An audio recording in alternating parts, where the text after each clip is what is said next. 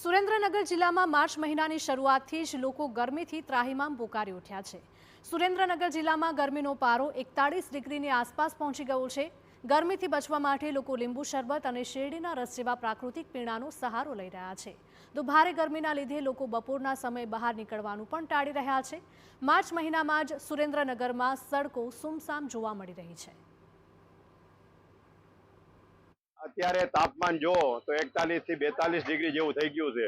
તો અત્યારે શરૂઆતમાં જ 41-42 ડિગ્રી છે। અત્યારે લોકો એ તડકાથી તાપમાનને ઠંડક કરવા માટે અમારે જો શેરડીના રસથી માંડીને સંતરાના રસને લિક્વિડ ઉપર રહેવું પડે છે।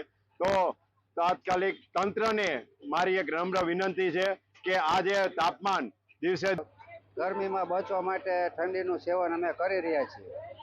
તો બધા ભાઈઓ ભક્તો મિત્રોને વિનંતી કે ઉનાળામાં કામ સિવાય બહાર ઓછા નીકળે તો બહુ સારું। ગરમી પડી રહી છે માર્ચ મહિનામાં, જે એપ્રિલ મહિનામાં પડવાની જગ્યાએ અત્યારે માર્ચ મહિનાથી શરૂઆત થઈ ગઈ છે અને અગનજાળ 1 થી 4 તો જાણે કર્ફ્યુ જેવો માહોલ રહે છે। અને અમારે ગ્રાહકીમાં પણ જે નોર્મલ ગ્રાહકી હતી એની કરતાં પણ ગ્રાહકો વધુ આવી રહે છે ઠંડા પીણાનો ઉપયોગ કરવા માટે। અને શેરડીનું રસ, જેને ધરતીનું અમૃત કહેવામાં આવે છે, તે લોકો તેનો સહારો લઈ રહ્યા છે। તો જિલ્લા આરોગ્ય અધિકારીએ ગરમી સામે તકેદારી રાખવા લોકોને અપીલ કરી છે। બપોરે 1 વાગ્યાથી 4 વાગ્યા સુધી બહાર જવાનું ટાળવા માટે લોકોને અપીલ કરતા આરોગ્ય અધિકારીએ કહ્યું હતું કે વડીલો અને બાળકો ગરમીમાં વિશેષ તકેદારી રાખે।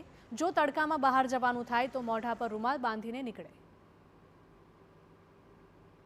લૂ લાગવાના લીધે બેચેની, માથાનો દુખાવો આવા કોઈ પણ ચિહ્નો લાગે તો તાત્કાલિક ORSનું પાણી પીવું જોઈએ અને વધારે કંઈ તકલીફ લાગે તો નજીકના સરકારી દવાખાના અથવા ડૉક્ટરનો સંપર્ક કરવો જોઈએ અથવા 108નો સંપર્ક કરીને હોસ્પિટલ પહોંચવું જોઈએ, જેથી કંઈ પણ મુશ્કેલીઓ આગળ થતી અટકી શકાય અને સ્વસ્થ રહી શકે।